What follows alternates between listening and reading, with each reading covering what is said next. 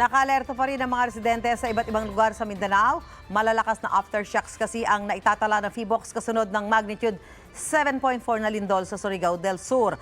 May unang balita live si Argil Relator ng GMA Regional TV1 Mindanao. Argil.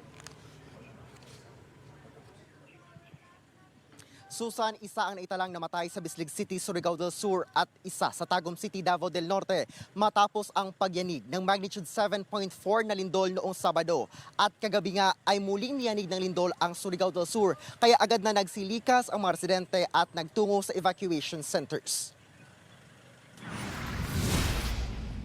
Nagbagsakan ang mga panindang ito sa isang tindahan sa Barangay Mangagoy sa Bislig City sa Surigao del Sur nang yumanig ang magnitude 7.4 na lindol Sabado ng gabi.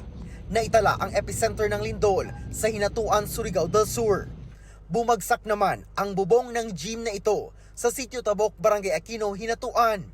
Sa lakas ng lindol na naramdaman maging sa ilang lugar sa Visayas at Mindanao, naglabas ng tsunami warning ang PHIVOLCS kasunod ng pagyanig. Agad na lumikas ang mga residenteng nakatira malapit sa tabing dagat at low-lying areas. Alas 3:23 na ng madaling araw kahapon nang inalis ng PHIVOLCS ang tsunami warning at nagsibalikan na rin sa kani-kanilang bahay ang mga residente. Sa inisyal na tala ng Municipal Disaster Risk Reduction and Management Office ng Hinatuan, nasa 68 na bahay ang totally damaged at 209 naman ang partially damaged. Isa naman ang naitalang namatay na kinilalang si Kevin Paul Nombrado, 30 anyos. Ayon sa kamag-anak, nabagsakan siya ng bumigay na konkretong pader habang natutulog sa kanilang bahay sa Purok 2, Barangay San Vicente, sa Bislig City, Surigao del Sur. Ayon sa PHIVOLCS, ang muling paggalaw ng lupa bandang alas 6 ng gabi kagabi ay umabot sa magnitude 6. Sa kalagitnaan nga ng pagkikipag-usap ng GMA Regional TV 1 Mindanao sa mga apektadong residente. Una pa, relax ha, relax. Baba lang, lingkod lang mo ma'am, lingkod lang. Ayon sa ilang residente, tila natuto na sila sa pangyayari.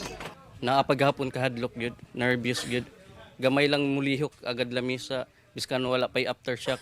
Ang huna-huna aftershock na pod. Dili katulog kami oy. Kaganihan ra gani sir, wagid kami katulog. Lakaw dayon mi, lakaw na ron, naog na. Kasi ang dalang gamit lang. Nung sinina. Hindi andam na niya daan. O karon asa man mo adto? Nganto sa tuition. Oo, sa ipati karon mo Na, nakuyawan gani ko. Ang ibang residente nagtitiis na sa pagod dahil sa paglalakad ng ilang kilometro matapos lumikas mula sa kani-kanilang mga bahay. Oo, kami sakyan na namo. Ano sa kalisod nga niya? Kapoy. Kulbaan. Pero Kaduha lang. pauban. Silingan. Ang pamilyang ito, ang tricycle, ang ginawang pansamantalang masisilungan sa magdamag. Nasudwa, grabe, maorag yapon gabi. Grabe, mga hapit namin ng trauma. Iniguyog sa balay. Patuloy naman ang pagdating kagabi ng mga lumilikas na residente sa mga evacuation center para magpalipas ng gabi habang hinihintay ang abiso ng MDRRMO. Oh my God!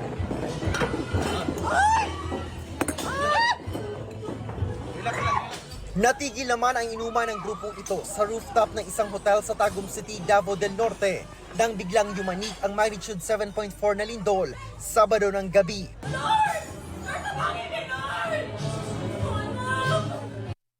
Nasawi ang isang buntis na kinilalang si Joy Hemarino, 30 anyos, sa Barangay La Filipina. Ayon sa tiyahin ng asawa ng biktima, nasa labas na ng kanilang bahay si Joy nang biglang bumagsak ang pader sa isang bakanteng lupa sa tapat ng kanilang bahay.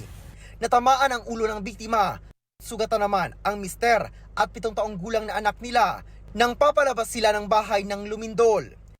Bumigay naman ang bahay na ito na gawa sa light materials dahil sa lakas ng lindol sa Purok 12, Barangay San Miguel.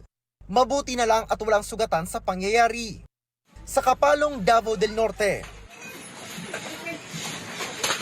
dali-daling lumabas ang mga staff ng isang convenience store sa Barangay Maniki dahil sa lakas ng lindol. Nagbagsakan ang mga soft drinks at ibang paninda. Sa Barangay New Cortez sa New Coralia, Davao del Norte, Humiwalay ang deck ng tulay na ito sa lupa dahil sa lakas ng lindol. Kaya ipinasara muna ng LGU ang tulay at inirekomenda ang paglalagay ng steel bridge upang pansamantalang may madaanan ang mga residente. Sa Davao City naman, Jesus name. nagbagsakan naman ang mga bitak ng simento sa isang condominium unit sa Barangay Barrio Obrero. Kinordo naman ang Matina Crossing Overpass matapos makitaan ito ng bitak. Hinihintay pa ang assessment ng City Engineering Office kung ligtas pa ba itong gamitin.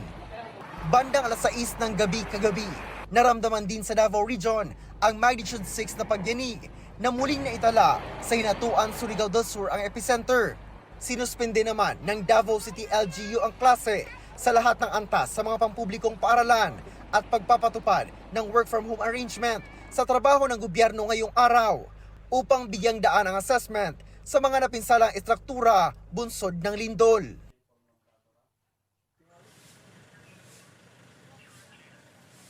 Susan, nagdeklara na ng work at class suspension ang provincial government ng Surigao del Sur sa buong araw upang mabigyang daan itong isasagawa nilang rapid damage assessment and needs analysis sa mga estruktura na nasira bunsod ng matinding pagyanig. Samantala, kaninang alas 3:49 ng madaling araw ay niyanig na naman ng malakas na lindol ang Surigao del Sur at ayon sa PHIVOLCS, nasa magnitude 6.7 ang lakas nito at ang epicenter ay nasa Caguait, Surigao del Sur. Mahigit isang oras lamang ang biyahe mula dito sa bayan ng Hinatuan.